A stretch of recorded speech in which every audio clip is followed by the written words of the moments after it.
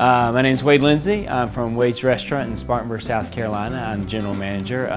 Obviously by the name, I am part of the family, third generation. And I've been here 4 times myself, bring in new managers each time.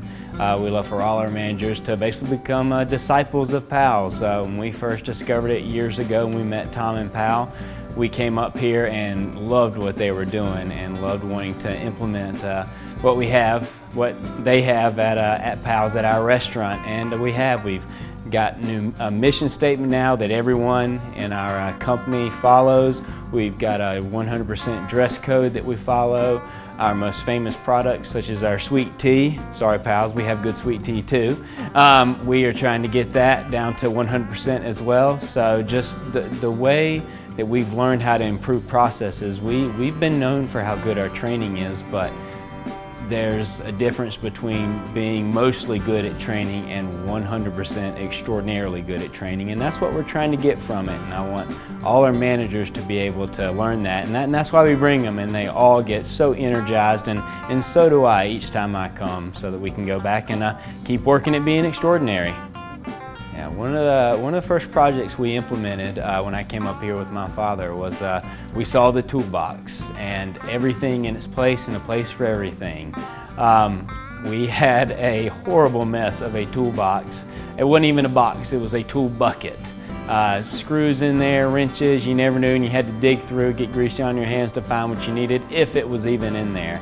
We now have our own toolbox. It's in one position, everybody knows where that is. You open it up, everything has a place, and it's marked, and it needs to be cleaned before it goes back in there. And it has been 2 years since we implemented that, and it's still at 100%. Our uniform is something we came back. We've always had that you have a shirt, it needs to be tucked in, and you wear khaki pants. That was kind of how our dress code was, but there's all the ifs and buts that people can put in there, and it's not that you have to add all the different little things, you just require what you say. You make it simple, but they know every time they come in, they've got to have all the points. The shoes with socks, with pants that don't have pockets on it, black or brown belt, a tucked in shirt with the name tag level on the right side of your chest, and then your hair needs to be properly contained, and nothing more than a stud for earrings. And that's it. There's all the extras that you can put on there, but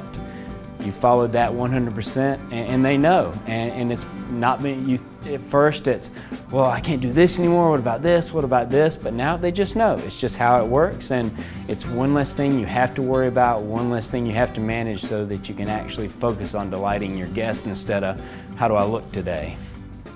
We had very good training manuals, very extensive training manuals is probably a better way to say how our training worked. But now we have a process that we have an outline for what needs to be covered each day. It goes to one document based on that. Then the next time that document needs to be read, it's not later on in some huge paragraph. We reference that same document again multiple times. Everything's signed off on those documents. We have flashcards with those that you're supposed to cover, different flashcards on different days.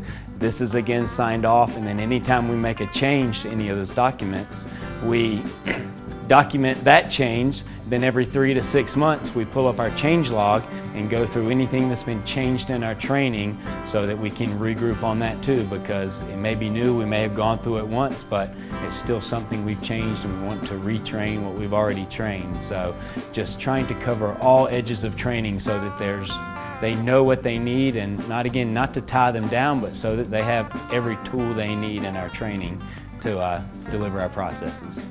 The impact on coming to PALS, it's basically a lot of intangibles and things it's hard to quantify. We've had a big business. It's not saying the business has probably improved, but I don't have those numbers exactly. But just the stress levels and how it feels for our managers. We have more managers now, not because we need them, because we're freeing up to have higher-minded processes happening, so it's not having to deal with firefighting. I'm able to step back and think about how we move forward with our country instead of feeling I have to be in there elbow to elbow fighting fires. I'm able to think about, well, what's the next plan? What can I as a third generation bring in there? So it's just made running our restaurant just phenomenally easier.